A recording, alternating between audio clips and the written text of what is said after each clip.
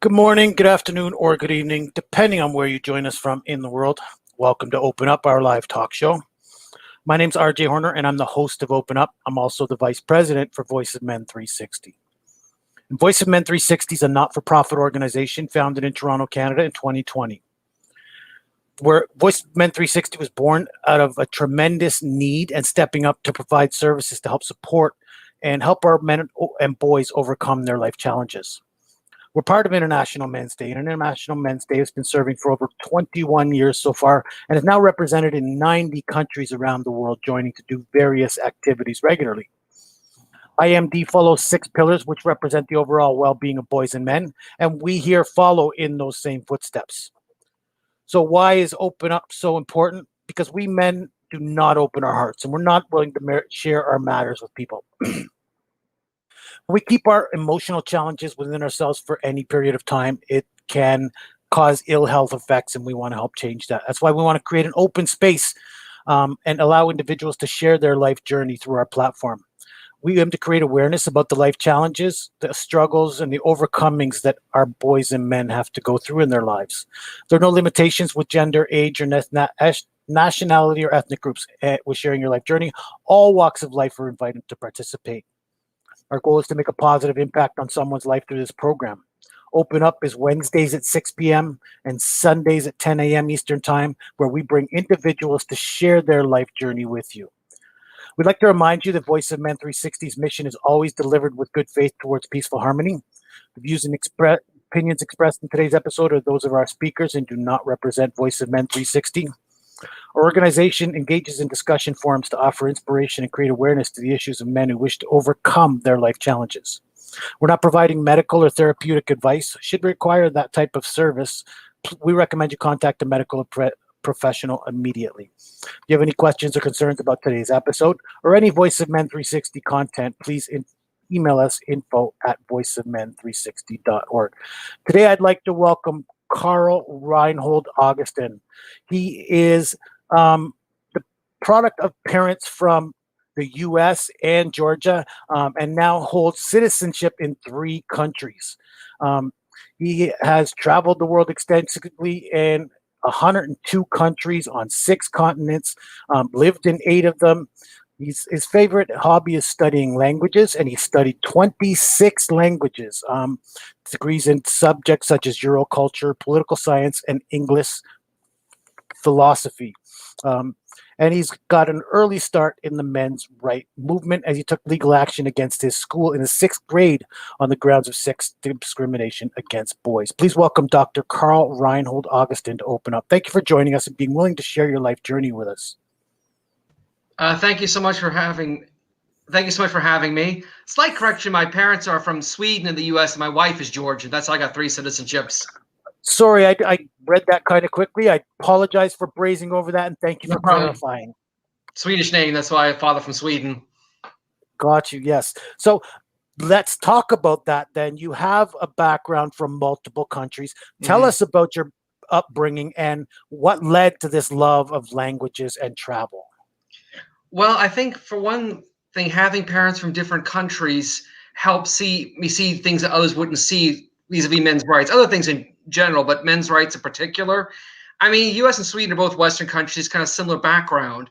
But for example, Sweden, like most European countries back when I was growing up in the 80s, had a sexist military service requirement that the U.S. only had a registration requirement for. And many Americans would be shocked to learn that many countries had a sexist military service requirement for men. Likewise, in the U.S., when I was growing up, male genital mutilation was sadly very common, still is, though has thankfully declined. Many Europeans would be shocked to know that. I know about both of those things, and I saw 2 huge injustices against males growing up. I thankfully escaped both, but I knew about both. So that gave me 2 good examples of why we need a men's rights, where people who are connected to just one of those countries may not have known that. As to how I got my hobbies, well, to keep my Swedish citizenship, I had to learn Swedish. And I was working on French in high school, and I kind of got a Forrest Gump style. Well, why stop there? Why not learn another one and another one? And I love traveling around Europe, going to visit my grandparents in Sweden. And I wanted to be able to speak to people around the countries of Europe in the local language. I'm trying to get the whole of Europe covered at least a B1 level. And after I met my goal of seeing every country in Europe, I said, why stop there? Let me see how many countries I can get to. Up to 102 so far. 102 countries. Wow. I've been to two countries so far, three countries, US, Mexico, and Canada. So I've only been through North America. I envy you, and imagine what that must feel like. It is a great feeling of accomplishment, just knowing I've been in all these places, just to think about that. Mhm. Yeah, as you can imagine, just playing pool in a bar in Bulgaria, like, hey, I'm in a bar in Bulgaria. Whereas if you're back home, I'm playing pool in a bar, big whoop, right? But just Right. knowing you're doing that in another country is kind of exciting. You know what I mean? Right. And these are things that people dream of, right? So Mhm. you do, by most people's standards, live a dream life. I really think I've been extremely blessed. I come from having had a chance to have several citizenships, travel the world. I've got a wonderful family, a wonderful wife, finest in-laws a man could ask for. So I really did luck out. So let's take you back, if we could, though, to your childhood. Tell Mhm. me a little bit about the young boy Carl. What were his passions and what did he do at the time? Well, I didn't know I was going to get into travel and languages as much as a young boy. I Right. guess I kind of, in hindsight, had some inklings about it. I mean, my favorite Fraggle on Fraggle Rock was Uncle Matt because he traveled. But it's kind of an awkward student growing up, awkward kid. I later found out I have Asperger's. But I'll tell you about a very early incident in my life when I was about either 5 or 6 years old. My parents took me to some festival. It was warm weather in Virginia, so probably either, I don't know, Labor Day, Memorial Day, 4th of July. And a woman my father worked with came up and just doted all of my sister and just ignored the fact that I even existed, offered her a stuffed animal. And I said, well, I'll take one too. And she just gave me this dirty look like, oh, you exist? And my walking away, my mother said to me, explained to me, a lot of people think men have treated women badly. She made it very clear, I don't believe that, but a lot of people do. And I had no idea that there was sexism like this out there. Had it been just that, I think I would have long forgotten it. But I later noticed things that were unfair to men. Around that time, I don't know which incident it was. This is before TWA in 85, but an airplane was taken hostage. And one of the first groups to be released were all the women. As a young boy, I noticed that. And I thought that's kind of sexist. It didn't take me long in school to see that there was clear discrimination against boys. Growing up in the US, I went to 6 different schools in 5 different cities in 4 different states. There was at least one example of sexism against boys at 4 of them. And in my mind, I started compiling this list of all the unfair things started being male. I was about 9 years old or so when the 75th anniversary of the Titanic sinking came. And I saw it. Yeah, women got priority on lifeboats. And all this led me to this sort of realize there are a lot of unfair things towards males out there. Of course, absolutely. And then again, grade 6, you took action. You Mm-hmm. noticed this unfair sexism Yeah. and took action, filed a lawsuit against Mm-hmm. your school. Tell us about that. What does it take to do something like that? And what were the circumstances, if you don't mind? Yeah, sure. All right. It was 1988. I was 11 years old. And my family had lived in Boston for a year. We were living in Texas at the time, and we knew we were only going to be in Boston for a year. And the idea was I'd go back to Texas and I'd go back to my old school, but the old school had really gone downhill in the year I was gone. So my parents put me in a different school, a Catholic school. And at any rate, I had no idea what to expect. I was 1988, I was 11 years old, and I just started noticing they were clearly favoring girls. At times, there was collective punishment against boys. For example, in the 6th grade, they would have a different girl every week help the nurse in the clinic. Only girls did that. Boys didn't. What the worst day ever was all the girls were taken out of class and they were sent to help stuff envelopes in the office. They were given chips and soda while doing this at a school where soda was banned, I might add. And they were allowed to take the bags of chips back with them at the end of the day. Now, in fairness, they didn't taunt us as much as they could have, but you can imagine how upsetting that was. Mhm. And I just kept noticing all this sexism against boys, and they had a note in the cafeteria. If you feel like you've been the victim of discrimination, racism, sexism, etc., write a letter. saw that note and I thought to myself, well, I feel like I have been that, but shrugged it off. But as time went on, I kept thinking, maybe I should write this letter.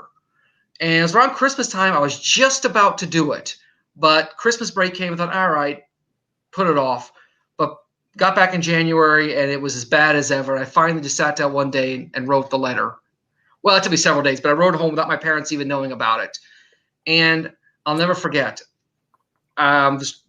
We're driving home from school, and I said to my mother, because we passed a mailbox on the way home, could you stop by the post office? I want to drop a letter in the mailbox. I mean, I had a heavy heart. It was hard for me to say those words to my mother. As nosy as my mother could be, amazingly, she never asked what it was about. And I mean, I knew the ramification of what I was doing. I did not do this lightly. And I remember hearing the letter hit the bottom of that mailbox and thinking, I've done it. Now let's see how this goes.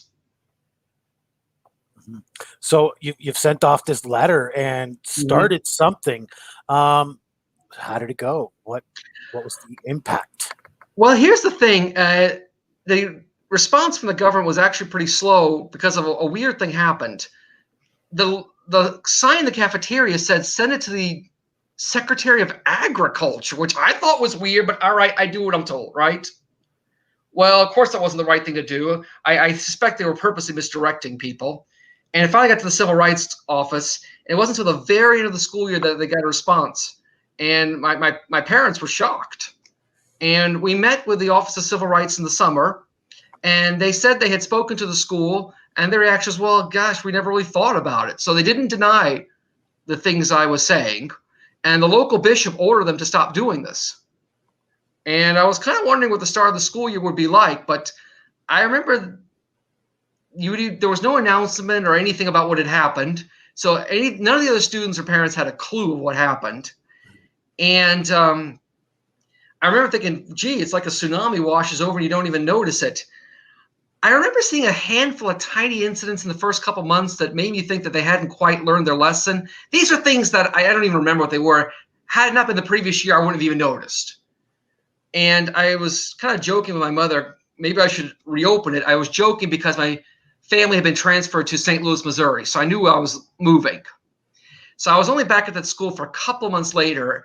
And again, I didn't notice anything major. So maybe they had changed, but I wasn't there long enough to really know. But it seems like you did reach your purpose. You did affect change. And one man at a young age, what an example. You know, we have another shining example with this young, is it Swedish or young girl who's trying to take on the United Nations and climate change. There's examples of people who can take on major roles if they just step up and take some action. And I'm grateful for you for that, for taking a step. Thank you. So then you've kept into this men's rights things. What kind of things did you step in after that? Yeah, here's the thing. After that, so my family moved to St. Louis, Missouri, and I was there for the rest of 7th grade and all of 8th grade, 89 to 91. And I tell you, that was the finest school I ever went to. I absolutely adored that school. And it's kind of funny when other people say that junior high, middle school was the worst experience of their lives. Like, I'm sorry, I'm the opposite, man. I love my middle school. But at any rate, so for a while, I kind of put on the back burner. I mentioned there were only 2 schools I went to where there was zero discrimination against boys. This was one of the 2. So I wasn't even thinking about it much. But one thing that kind of got my attention was the fall of 91, the whole Clarence Thomas, Anita Hill thing. Remember that? Yeah. And I thought to myself, being into sort of the classic constitutionalist thinking, like, well, the burden of proof falls on the accuser. She didn't fully make her case, so I'll support Clarence Thomas. And also, I liked him in general. But I started to notice that this is not a good thing because it was creating an ambiguous situation that I didn't really like. And I should probably back up until then, I actually adored feminism because I believe feminism was about equality for men too. Sure, we hope. And yeah, I thought, wow, my movement. I mean, you're for equality for everybody? Yeah, let's end all sexism. But next year came on Clinton. I've always hated him. And I think even Democrats have kind of soured on him at this point. And I noticed the blatant double standards. And I don't like that because injustices start through double standards. And this made me really turn on feminism. I was also made aware of these horrible feminist quotes by Dworkin and her ilk. So I came to really hate feminism. And like I said, I'm an Aspie, so dating was awkward for me. Likewise, the sexual harassment thing scared me, so I had a hard time dating. And this kind of got me more back into men's rights. Also, I was coming of age and I was going to have to register with Sexist Service in the US, and I was worried about being drafted in Sweden.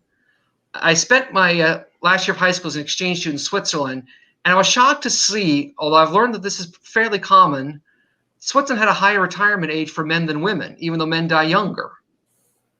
So all this kind of got me back into men's rights. And so, again, you've been advocating for men's rights for a while. Mm-hmm. Where do you see are some examples where we're maybe not stepping up enough? I think we need to dispel the false narrative. I don't believe the notion of patriarchy. I think that's a Marxist-based notion. The thing is, the past had advantages and disadvantages for both men and women, and we need to realize that. And a lot of the problems we have come from our one-sided view of the past, that men had it great and women had it horrible. Even people who argue on behalf of our issues talk about that. And I think it's great that women have had the chance now to become doctors, to be elected officials, to be businesswomen, all that. But what we need to do is we need to sort of get past the narrative and realize now we need to free men from the burden of military service, or to allow men to be like stay-at-home fathers if they want to, that kind of stuff. Absolutely. We definitely certainly need to not necessarily reverse rules, but just eliminate the rule factor, I think. Mm-hmm. It's about giving people choices. Right. Absolutely. Listen, my wife is a homemaker. She's the one who keeps our home, but she got a full-time job where she has to work, like 9 hours a day. But then she comes home and takes care of our home, does the lunches, the dinners, the cleaning. So I do whatever I can to step up. I do my landscaping and stuff, but I also do vacuuming. I help with dinners. I, try to keep things going so that, again, I help relieve her burden. You know what? We both are responsible for this household. Same thing when society. We're both sides of it. We're responsible for helping to progress the same things, right? Yes, absolutely. So by working together, we achieve a whole lot more. And I don't think, like you mentioned, we're just not doing enough to bridge that gap. Yeah. Thank you for that. And thank you for that little bit of discussion there. With the one thing we didn't discuss really a lot was the father-son relationship. Tell me a bit about your father, if you could. What influences from you had from him? Again, I know you mentioned your Swedish influence, but the father-son relationship, what was that like? Well, again, having a father there always helps. He's a very academic-minded person. And I didn't really like school when I was younger, and I think he really helped get me more interested in academics. And now you see all the degrees I have. So again, I think he really helped me with academics. Wonderful. Okay, so what kind of personal relationship? Did you have that personal relationship? What was that like? Yes, I did. He's the one who started taking me traveling, kind of got me interested in traveling. Okay, so you've always had his influence in your life. Is he still in your life at this point? Absolutely. In fact, when I'm visiting the U.S. for my summer vacation, I'm at my parents' home. Wonderful. No, glad to hear. I just, you know what? We value that relationship. So tell me some of the influence your dad may still have on you at this point. I mean, neither of you are youngish men. So tell me what that relationship is like right now, if you wouldn't mind. Well, he worked at a Fortune 500 company for a number of years, so he's very business smart, and so he gives me great financial advice. And he's giving me some good parenting advice now that I have children, a 10-year-old and an 8-year-old. And my children are growing up with 2 languages, but they need Swedish because 3 citizenships. And every day, my father and I sit down with our 2 children. We have a Swedish lesson. Oh, that's wonderful. That's wonderful. I think languages are a lost art for sure. Communication, I always say, is the master key. I'm very good at the English language. I'm moderately competent. I could probably carry on a conversation in French if I needed to, Mhm. thanks to French schooling. Beyond that, I don't have much language in my life. But again, I believe anybody who could possess that skill has leaps and bounds towards success because you can communicate Mhm. effectively. So what a blessed skill, and certainly makes for adventurous travels, I'm sure. You gotta get past that first hurdle. I nearly gave up on languages with French back in high school. I'll be honest with you, but Mm. I just again, it was also my father who pushed me freshman year of high school with French one, and that's kind of what got me beyond that. And by the end of the year, I realized, hey, wait a minute, I actually remember more of that vocabulary than I thought. And I thought, wow, I could actually do this. And then I just kind of got going. Mm. But I think the earlier you get that practice, the better. Yeah. Oh, yeah, Because yeah, I'm trying to learn Portuguese at this point because, again, my wife is Portuguese, so I would love to speak with my in-laws and have yeah. Hmm. conversations with them. But it's harder as an adult to get Yeah. this Be happy language. it's not Georgian. So, well, yes, definitely, yes, yeah. But you learned it early on, right? No, no. I met my wife in 2001 when I was 24. I got married at 28. Wow, wow. But you also had a penchant for languages at that point, so um, Thankfully, you had that's an when advantage in yeah. if they had a competition for Europe's hardest language, Georgian would be up there with Finnish and Hungarian. Mm-hmm. And European has some hard languages, but you seem to have extensions to travel in European. So, Mhm. well done is all I can say. Thanks. So as we start to finish off the show, there's a couple questions I'd like to ask. What can our men and boys do to empower themselves? Well, I think they need to get an accurate view of the situation and try to work from there. And I think we need to speak up more if something's not right. Sometimes you won't get a positive reaction, sometimes you will.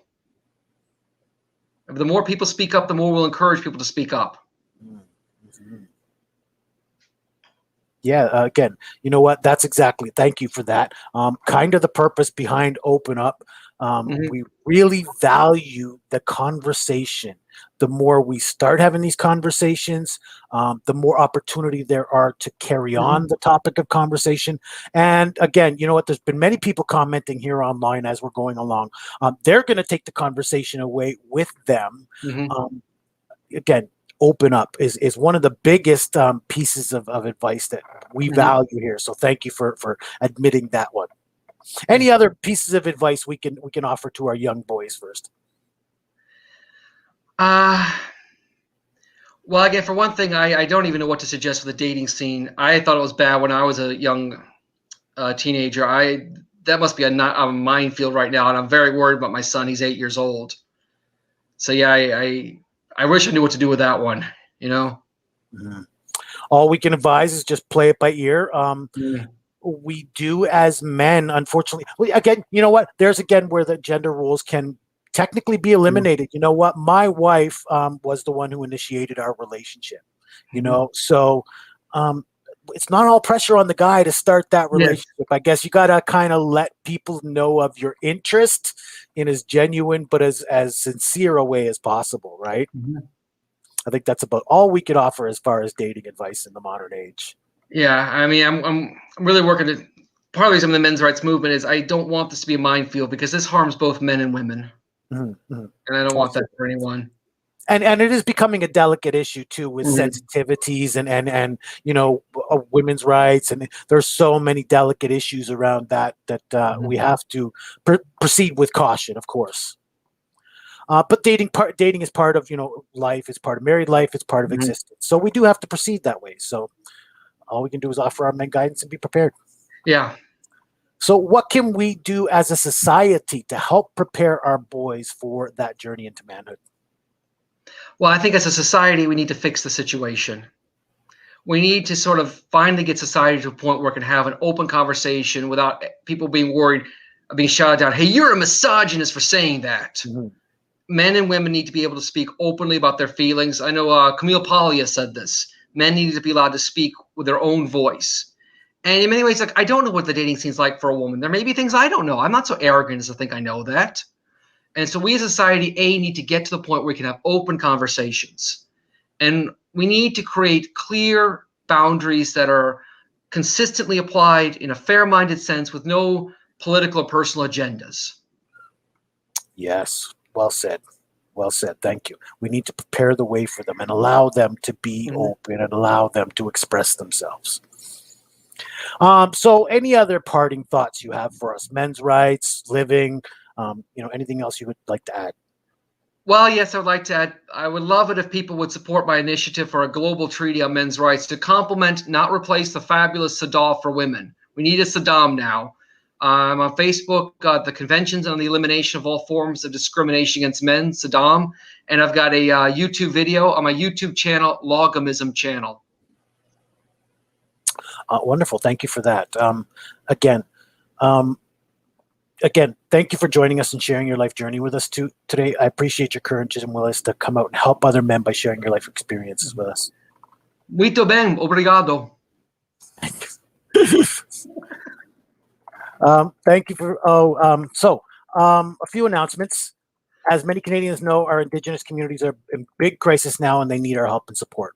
Voice of Men 360, again, in our mission to step up, we've started a donation drive for Indigenous families. If you have used clothing, dry food items, or any goods you feel would be suitable for donation, please let us know. We will arrange the collection for them.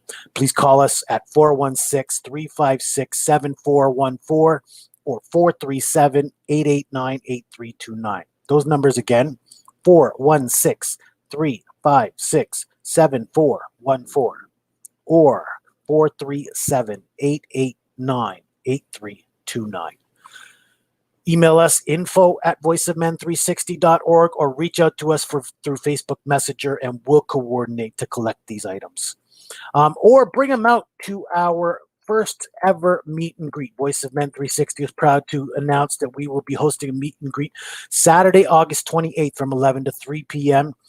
In North York at Earl's Bill Park. That's the Bathurst and Shepherd area. Please come out, spend some time with us, bring some used good for our Indigenous family or not, but please bring some snacks, some drinks to help spend the afternoon and just get to know your fellow compatriots. And then we have several live shows that we participate in here. You just participated in Open Up, where we invite people to share their personal life journey. This is a live talk show that takes place on Wednesdays at 6 p.m. and Sunday at 10 a.m. Eastern Time. Then we have a live Tamil language talk show called Vili, which means I. That takes place on Sundays at 8 a.m. Eastern Time. We also host a monthly webinar the first Saturday of every month at 10:30 a.m. Eastern Time, where we bring the expertise of organizations and discuss particular topics. We have a special show we host each month called The Unspoken Tears, where the topic is domestic violence against men. This is the second Saturday of every month from 10 a.m. to 11 a.m. Eastern Time. The next one we will be discussing, are you really aware of this domestic violence against men? We also co-host a show with the All Bengal Men's Forum. This is the South Asian Men's Show, where we discuss issues that face South Asian men. This is the third Sunday of every month from 11:30 a.m. to 12:30 a.m. Eastern Time. And then we turn all of our episodes into podcast content, so please look for us on your favorite platform: Apple, Google Play, Spotify, and more. We host monthly men's groups meetings. The first one is a men's only support group, Men for Men, the third Tuesday of every month from 6 p.m. to 7:30 p.m. through Zoom. The next one will be Tuesday, August 17th, and the theme for this one is regrets. We all have them. So please come out and discuss your regrets with us. August 17th, 6 p.m. We also have a Indigenous peer-to-peer support group. This one we call Pass the Talking Stick. That one takes place the fourth Friday of every month from 6 p.m. to 7 p.m. The next one will be Friday, August 27th at 6 p.m. through Zoom. Again, there are no limitations with gender, age, nationality of ethnic groups. We want everybody to participate in our shows. If you want to be a guest on any of our shows, or you're willing to take part in our organization and help us, whether directly or indirectly, please reach out to us. We'd love to work with individuals, professionals, coaches, authorities, organizations, NGOs, government officials, and more. Please call us at 437-889-8329 or email us info@voiceofmen360.org, which makes our website www.voiceofmen360.org. You can also reach us at .com or .ca. And you can find us on all of your social media platforms, and Facebook/groups/Voice of Men 360, plus all of your social media platforms, Instagram, LinkedIn, Twitter, TikTok. And then don't forget to like and subscribe on YouTube. We want to reach out and help more people. Please continue your support. Thank you for today. And until next time, this is RJ Horner, Vice President for Voice of Men 360, asking you to open up.